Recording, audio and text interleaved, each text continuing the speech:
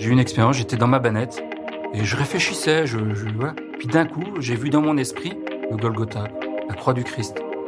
Et surtout, j'ai perçu l'amour infini que le Seigneur avait pour moi. Et je me suis mis à pleurer comme un petit enfant. Vraiment pleurer de chaudes larmes.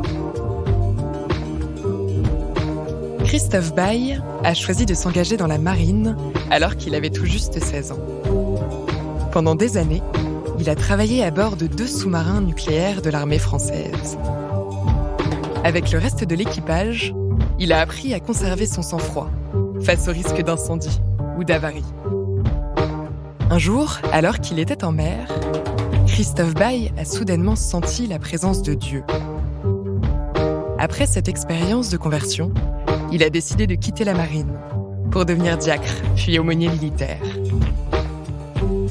Je m'appelle Malo Tresca. Je suis journaliste à La Croix et j'ai rencontré Christophe Baye à Lyon, dans l'enceinte de la basilique Notre-Dame de Fourvière. Dans ce podcast, des personnalités qui ont fait l'expérience du danger nous confient leurs grands questionnements spirituels. Vous écoutez la 3e saison de Place des religions.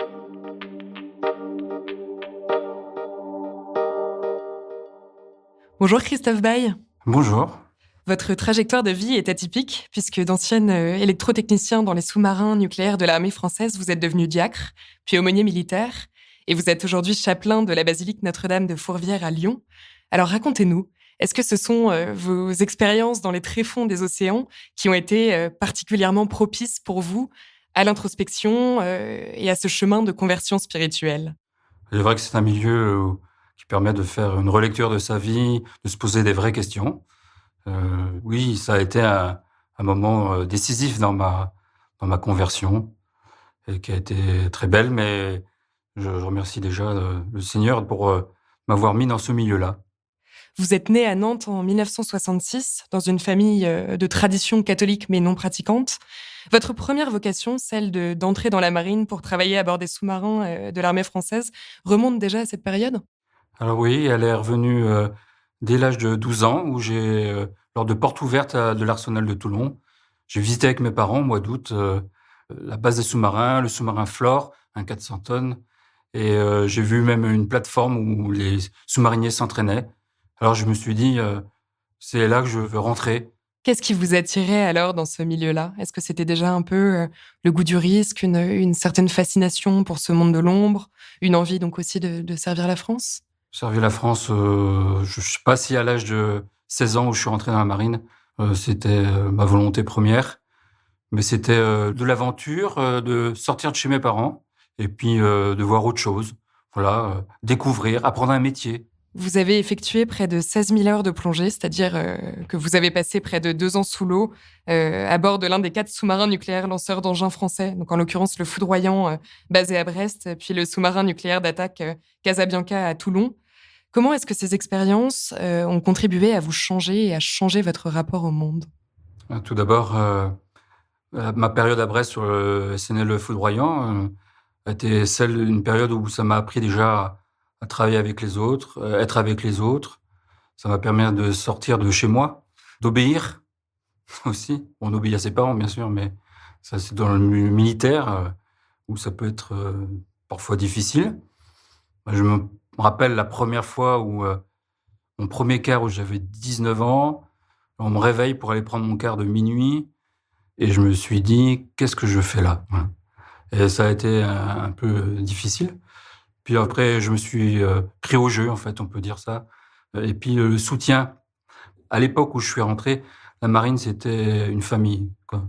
Je crois que ce l'est, mais c'est un autre d'esprit parce que la société imprégnait, bien sûr, cet esprit-là, mais c'était vraiment ma famille. On rentrait dans la marine, on repartait retraité de la marine.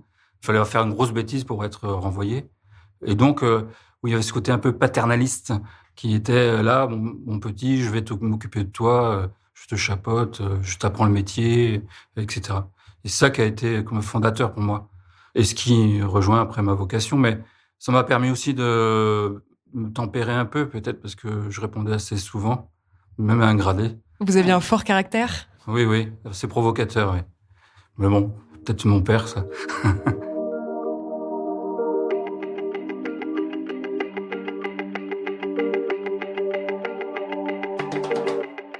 Et alors, après le SNA, c'était autre chose.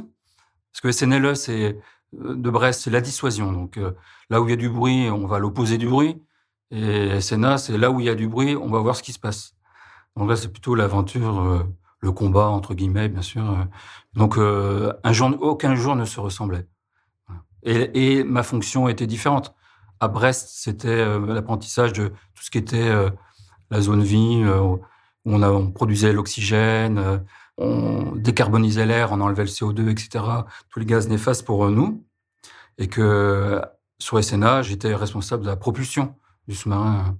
Et donc, j'avais des hommes sous mes ordres. Et ça a été vraiment, au niveau professionnel, ça a été formidable. Et c'était aussi une très lourde responsabilité psychologique, on l'imagine? Oui, oui, parce que le sous-marinier, que ce soit le cuisinier ou l'officier au central opération ou je veux dire, le torpilleur, on était chacun responsable de l'autre. Quelle que soit la tâche qu'on a, on doit savoir appliquer des gestes de sécurité. Et donc, quand on va s'endormir, on est confiant parce qu'on sait que les autres veillent. Le risque est très étudié, très calculé lors des patrouilles des sous-marins nucléaires français, mais il est arrivé que certains coulent. Est-ce que vous vous êtes déjà senti en danger? Oui, plusieurs fois, incendie, des avaries ou des situations assez difficiles. Donc on était vraiment entraînés pour cela. Et il y avait une réelle confiance et c'est vrai qu'on nous apprend des automatismes aussi suivant les avaries, tout ça. Bon, il y en a qui sont morts, ouais, même avec qui j'avais fait des cours, naviguer sur d'autres sous-marins. Et voilà que en 1994, en mars, il y a eu 10 morts, dont le commandant, le Pacha, que je ne connaissais pas, mais ouais, ça a été un grand moment. La chapelle ardente, où il y a 10 cercueils, dans une chapelle où après j'ai été moi-même l'aumônier, a montré vraiment que c'était pas un métier facile. Il est vrai que la mort de 10 sous-mariniers avec leur commandant à bord de l'Émeraude, à la suite de la rupture d'un collecteur véhiculant de la vapeur à haute pression, avait traumatisé le monde des sous-mariniers.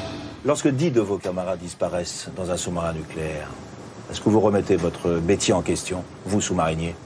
Moi, oui. Mais ça fait un gros choc dans toute la sous-marinade, ça. Hein, on parle sur notre bateau, sur tous les sous-marins. Hein, L'onde de choc a été importante. Ah oui. Et dans ces moments plus difficiles, dans ces moments même d'avarie ou d'incendie dont vous nous parliez, comment est-ce que vous avez réussi à canaliser votre peur? C'est le professionnalisme, en fin de compte. On réfléchit même pas. On agit comme on a appris. On prend des décisions, on se met sous les ordres de quelqu'un et on agit comme on a appris. Voilà, il faut faire attention, on peut pas faire n'importe quoi. Ouais, on n'a pas la peur, elle vient après.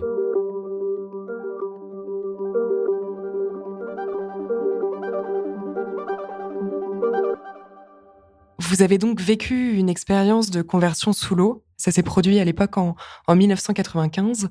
Est-ce que c'était lié à une situation particulière à ce moment-là? Déjà, je me posais beaucoup de questions parce que en mer, on discute beaucoup avec les copains.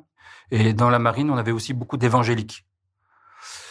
On parlait et tout de sujets. Et il y avait des choses que je disais, ah non, ça, c'est pas possible. Ce qu'ils disent, non, je n'adhère pas. Mais je pratiquais pas. Mais le fait que j'avais eu une formation de catéchisme, mes grands-parents qui étaient très, très pratiquants, tout ça, non, je n'adhérais pas. Voilà. Donc il y avait des réflexions en moi-même. Et puis j'ai aussi 3 tantes qui sont religieuses et qui ont sûrement beaucoup prié pour moi. J'ai une de mes tantes qui m'avait donné une petite icône, la Vierge à l'enfant, que j'avais mis dans ma bannette. La bannette, c'est le lieu ou le seul coin intime qu'on a dans le sous-marin. C'était comme un lit de train-couchette, quoi, où on pouvait difficilement se redresser. Mais c'est le seul coin intime. On tire un rideau. Et voilà, c'était mon coin. Donc, cette icône, des lectures aussi. Vous emportiez la Bible avec vous? Non, j'avais pas la Bible. Une de mes tantes m'avait conseillé un livre qui m'a beaucoup touché, qui me touche toujours, et qui s'appelait L'Évangile tel qu'il m'a été révélé de Maria Valtorta, d'une femme italienne en Toscane qui a eu des révélations privées. J'étais au 2e tome. Voilà, ça m'a donné une réflexion intérieure. Et j'allais même des fois prier, ça s'appelle au PCDG, c'est le compartiment diesel, générateur, où ça sent le gazole. Mais j'allais prier, essayer de trouver un coin intime pour réfléchir. Je ne sais même pas si je faisais le chapelet, je ne sais pas, je ne me rappelle plus bien. En tout cas, voilà, j'essayais d'intérioriser par mes lectures, je réfléchissais. Et puis aussi les discussions avec des copains. Il y en avait un qui avait fait le petit séminaire, donc voilà, je discutais. Mais j'étais pas pratiquant. Et en 1995, et aussi avant de partir en mer, mon épouse était enceinte et elle avait une grossesse difficile. Et devait être un accouchement sur le siège. Et le bord, le commandement n'a pas voulu que je reste à quai et ils ont voulu que je parte. Dans des moments comme ça, ils disent qu'on est toujours indispensable. Et voilà. Et puis mon épouse, elle, son expérience est lors de l'accouchement et c'est l'enfant ils n'arrivaient pas à retourner l'enfant. Et ils disaient, Madame Baye, vous inquiétez pas, toute l'équipe est là. Alors, loin de la rassurer. Et elle souffrait tellement qu'elle dit, Seigneur, Seigneur, aide-moi. Et là, plus de douleur. Et l'enfant s'est retourné et est né les pieds en avant, le bras le long du corps. Catherine. Et 2 mois après, le médecin qui avait assisté, qui l'a accouché, dit à Madame Baye, c'est vous la maman de la petite Catherine? Quelle belle naissance. Et donc vous avez vécu en fait quasiment simultanément avec votre épouse cet épisode de conversion. Ah, complètement. Vous depuis votre sous-marin et elle depuis son lit de douleur pendant l'accouchement. Ouais. Et c'est après même si on ne s'est pas rendu compte sur le moment, en fin de compte. Voilà. Ça nous a bouleversés. Et après, ça a changé complètement notre vie.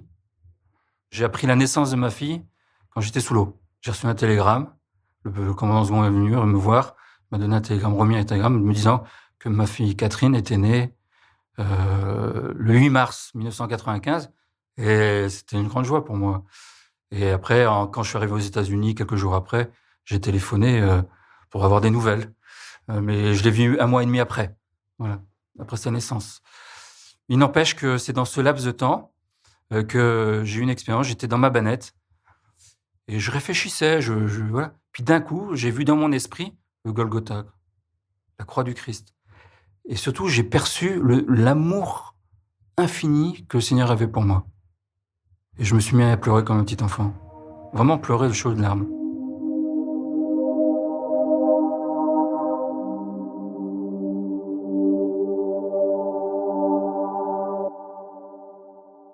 Bon, après, on revient vite à la réalité des choses sur un bâtiment de guerre. Mais ça m'est resté comme ça, voilà. Mais je me rappelle que j'avais fait une escale après, qu'on est revenu des États-Unis à Brest. Et j'avais un copain qui était évangélique, pentecôtiste. Et il est venu me chercher. J'ai dit, tu peux m'amener à la messe? Et pourtant, je pratiquais pas avant. Il y a eu déjà un désir d'y aller. 1 mois et demi après, j'ai vu mon épouse, ma fille Catherine, ma fille Laura. J'habitais donc Sanary-sur-Mer, une paroisse, et on était rencontré le curé pour préparer le baptême. Et une rencontre formidable. Le prêtre s'appelait Arnaud Adrien, il est curé de la Valette du Var actuellement. Je peux aussi dire que c'est lui et ça a été l'instrument de Dieu pour nous et pour ma famille. Mais on lui a partagé notre témoignage, voilà. Il nous a proposé la confession. Je m'étais jamais confessé. Et surtout, ce prêtre nous a proposé ce jour-là de débuter l'expérience des cellules paroissiales d'évangélisation. En moi, je sentais qu'il allait se passer quelque chose de très fort. Alors j'ai décidé, peut-être qu'il fallait pas plus que je navigue et que je fasse cette expérience. Voilà. Donc j'ai arrêté de naviguer. Et là, j'ai fait l'expérience d'une communauté comme dans les Actes des Apôtres au chapitre 2. Ils se rassemblaient, ils louaient, ils partageaient tout. J'ai vécu une dizaine d'années comme ça, où vraiment on a vu une famille d'esprit et non de sang qui nous a vraiment... Là, j'ai vraiment compris, quoi. J'ai vraiment compris ce que le Seigneur désirait. Et comment s'est manifesté juste après votre appel au diaconat? J'ai eu un copain qui me dit, rencontre dans la base des sous-marins, et il me dit, tiens, tel commandant, c'est le commandant Hertz, qui était mon commandant lorsque j'ai fait l'école d'application nucléaire à Cherbourg. Il me dit, il est devenu diacre. Et comme une voix intérieure qui me disait, tu le seras. Mais je ne savais même pas ce que c'était un diacre. Je ne savais pas ce que c'était les conditions, etc. Je ne savais rien du tout. Mais une petite voix intérieure qui me dit, tu le seras. Et donc j'en ai parlé à ce fameux prêtre, le père Arnaud Adrien, qui m'a fait rencontrer l'équipe de prédiscernement de Fréjus-Toulon. Mais ça faisait qu'en 97, j'avais que 2 ans de conversion, quoi. J'étais très jeune. Voilà. Bon, j'étais ajourné, pour plusieurs raisons. Que j'étais militaire, que j'étais trop jeune. J'avais 33 ans à l'époque. Donc, voilà. Et vous avez été des années plus tard, en 2006, ordonné aumônier militaire par Monseigneur Patrick Le Gall, qui était à l'époque évêque aux armées. Et cette ordination a eu lieu, là encore, dans un endroit très atypique, Le TCD Foudre, donc un bâtiment de la Marine nationale dont la principale mission est de transporter et de mettre à terre près de 500 hommes et une centaine de véhicules sur des zones d'insécurité. Symboliquement, ça devait être un moment très fort. Est-ce que vous pourriez nous raconter ce que vous avez ressenti? Quand monseigneur Le Gall m'avait accueilli, il m'a demandé de me former, parce que j'ai eu une formation au séminaire de Toulon, séminaire de la Castille, comme auditeur libre. Pendant 5 ans, chaque semaine, j'avais 10 heures de cours par moyenne avec les séminaristes. Je faisais des heures sup, je faisais temps partiel. Voilà, le Seigneur a donné une harmonie pour la vie de famille aussi, la vie paroissiale. En 2006, monseigneur Le Gall, en 2005, peut-être m'a déjà appelé. Tout s'est passé à Lourdes, l'admission comme candidat au diaconat. Mon institution de lectorat et acolytat. Le conseil épiscopal de l'époque pensait que c'était mieux de le faire dans un milieu militaire. Et de fait, moi en marin, au lieu d'un hangar de l'Arsenal, il dit: «Ce serait bien que ce soit un bâtiment de la marine». Donc ils ont demandé à Alphand, l'amiral des forces d'action navale, si on pouvait faire une ordination. Donc il y a un pacha, commandant, qui a bien voulu. C'est le commandant, je me rappelle plus son nom, du transport de chaland débarquement Foudre, qui a prêté son bateau. Voilà. Alors on était à quai, dans le radier, il y a une capacité où il peut transporter soit des petits bateaux, des chalands, débarquement, soit des camions, soit des chars, etc. Donc il y avait une grande capacité. Et on a préparé ça avec la paroisse de Sanary, l'aumônerie militaire. Il y a eu 500 personnes. Et j'étais déjà aumônier militaire de l'école du personnel paramédical des armées, qui était basée à Toulon, et interarmée, c'est-à-dire qu'il y avait toutes les armes et même la gendarmerie. Et donc il y avait des élèves, des instructeurs, plein d'amis qui sont venus, et toute l'armée. Vraiment, c'était l'interarmée qui était présente. Et ça a été émouvant parce que, petit, je suis tombé dans le chaudron. Et ça a été, en fait, un témoignage de ma vie, en fin de compte, que j'étais entouré par ma famille. Ça aurait été différent à la paroisse ou dans la cathédrale ou aux Invalides. C'était dans le milieu où je suis né, en fin de compte. Oui, il y avait une grande cohérence. Complètement. Cohérence. Il y a eu même une conversion. J'ai eu un témoignage d'une conversion pendant mon ordination. Une guérison, plutôt, qui a été guérie d'une dépression, qui m'en a témoigné, qui était évangélique. Et donc, de fait, ça a été quelque chose. En fait, j'étais porté sur un nuage ce jour-là. Puis ma famille, mes parents, mes enfants, puis la paroisse aussi. Il y avait ce lien avec l'église locale aussi, qui était important. C'est des carmélites de l'Enfant Jésus apostolique qui ont animé la messe. Il y avait une icône qui faisait 5 mètres sur 5 au fond du Pantocrator. On avait fait une cathédrale dans un bâtiment de la Marine nationale.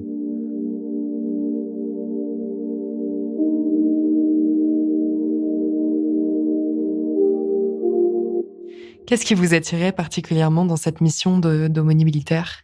Aumônier militaire, c'est de fait, comme tout baptisé, c'est de donner les moyens aux personnes de rencontrer Jésus. Parce que c'est par la rencontre de Jésus qu'on chemine, qu'on grandit spirituellement. La connaissance, ça vient après. C'était un prêtre. Non, c'était un laïc, une école que j'ai fait, Kekako, Charisma Koinonia, mexicaine, où il disait que, en temps normal, on fait une pyramide, c'est la base, c'est la connaissance, et on va au sommet, c'est le Christ. Et bien là, c'est l'inverse, c'est la pyramide inversée. On rencontre le Christ et on a une soif de connaissance. On a soif de le connaître, de voir qui il est. C'est ça, en fait, mon leitmotiv, ma raison de vivre et d'aumônier, c'était de mettre en œuvre tout ce qu'il faut pour qu'il puisse rencontrer le Christ. Alors, à travers des préparations, de sacrements, à travers des funérailles, malheureusement. Porter une croix dans un monde d'armes, ça ne vous a jamais rebuté, ou est-ce que vous avez parfois été tiraillé entre des dilemmes éthiques? Sur le moment-là, je pense pas, parce que c'est par mon expérience déjà de marin de l'âge de 16 ans, par mon expérience de père de famille, etc., qui m'a permis de rejoindre les autres. Alors, le fait que j'ai été sous-marinier, on a un uniforme avec des symboles qui représentent qu'on est aumônier et de quel culte, aumônier catholique, et on a aussi des médailles, c'est en fait la carte de visite. J'avais un insigne de sous-marinier, alors ça interpellait, et il y avait un grand respect, en fin de compte. Parce qu'il est important pour les militaires, c'est être avec. Quand ils sont en opération extérieure, c'est d'être au combat avec eux. C'est-à-dire non pas prendre le fusil, mais ils savent qu'il y a l'aumônier qui prie pour eux. Voilà, et ça, c'est très important. Des fois, de les conseiller au niveau éthique. J'ai un aumônier qui témoignait que quand il y a eu les problèmes de piraterie vers la Somalie, tout ça, eh bien, il pouvait conseiller le commandement sur la façon d'être avec. C'est comment réagir. Voilà. La justice, c'est pas la vengeance. Hein, Mais l'Église a déjà aussi exprimé très souvent sa prise de position sur le recours au nucléaire militaire et sur le principe de dissuasion. Le pape François l'a redit lors d'un voyage très fort au Japon en novembre 2019, quand il était à Hiroshima et Nagasaki. Comment, quand on est ancien sous-marinier pratiquant, on se positionne face à ça ? Depuis ma conversion, mais n'ayant plus la fonction vraiment de militaire, je veux dire, bon, j'appuyais pas le bouton, mais on mettait en œuvre le bâtiment qui pouvait lancer des missiles. Oui, ça pose question. D'autant plus que si on avance spirituellement, bon, c'est le diacre qui parle, mais qui n'est pas évêque, qui n'a aucune responsabilité. Mais dans ma foi, je peux dire que la dissuasion peut être dangereuse. Bon, et ça, c'est moi, petit diacre, chapelain de Fourvière, qui parle de ça. Donc c'est personnel. Il est vrai qu'il y a des officiers, tout ça, qui se posent une réelle question sur question d'éthique. Alors, vous savez, dans les premiers temps chrétiens, on ne pouvait pas être militaire et chrétien. Parce qu'on ne pouvait pas prêter serment à l'empereur et serment au Christ. Quand je baptise, dans l'ancien rite, on mettait du sel sur la bouche de l'enfant pour dire qu'il sera le sel de la terre. Mais quand on cuisine, on ne met pas 1 kilo de pâte, 1 kilo de sel. Vous êtes d'accord avec moi ? On met une pincée de sel. Le chrétien doit être cela, donner de la saveur au monde. Et donc, le chrétien, dans le milieu militaire, il doit donner cette saveur et cette réflexion, voilà, par rapport aux engagements. Il ne doit pas être timoré. Les aumôniers militaires ne partent que très rarement, je crois, sur les patrouilles. Comment est-ce qu'on pratique dans des univers aussi confinés ? Alors moi, j'ai quitté après, quand je suis converti, je naviguais plus. Mais toutes mes patrouilles, il y avait une assemblée de prière dominicale ou le Saint-Sacrement, où il y avait une réserve eucharistique qui était mise souvent dans le coffre du pacha, du commandant second. Et puis, il y avait... soit des aumôniers avaient préparé des petites homélies, tout un déroulé d'une ADAP, et il y avait un qui était chargé donc d'animer cette ADAP. Mais j'ai jamais assisté, si vous voulez. Quand j'étais pas pratiquant, ça me fatiguait un petit peu de les entendre. Je voulais dormir parce que des fois c'est dans les compartiments, c'est exigu. On entendait la flûte, les chants, et que moi j'essayais de dormir pour me reposer du quart précédent. Mais non, c'est important. C'est un témoignage. Dans la marine, dans les bâtiments de marine, on a une sonnerie spéciale pour annoncer la messe. On voit vos yeux s'allumer parfois quand vous racontez des anecdotes de vos expériences dans les sous-marins. Est-ce que vous êtes nostalgique de cette période ? La seule nostalgie que j'ai, c'est la fraternité. Vraiment, cette fraternité qu'on avait, sans parler de religion, qui nous unissait. On faisait partie d'un bâtiment, de la marine. Il y a une fierté, ouais. Une fierté d'appartenir. On faisait bloc, voilà. Que j'ai pas toujours retrouvé. Même un marin à terre, c'est pas pareil. Un marin embarqué, c'est autre chose.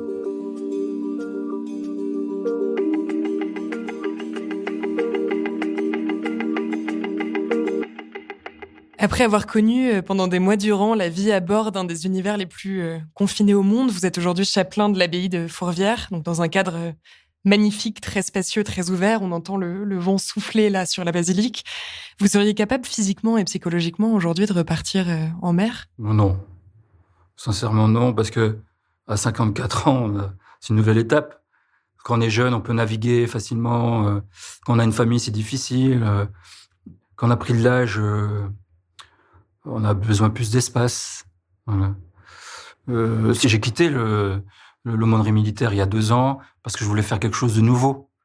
Donc repartir en mer, non, je me sens plus appelé à l'accompagnement spirituel, à l'évangélisation, voilà, dans l'accueil de la basilique, à enseigner, transmettre.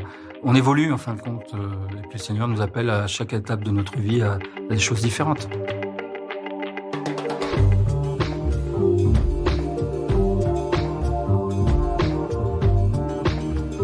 Vous venez d'écouter un épisode de la 3e saison de Place des Religions. S'il vous a intéressé, n'hésitez pas à le partager et à vous abonner à notre podcast. Place des Religions est à écouter sur toutes les plateformes, sur le site et l'appli La Croix.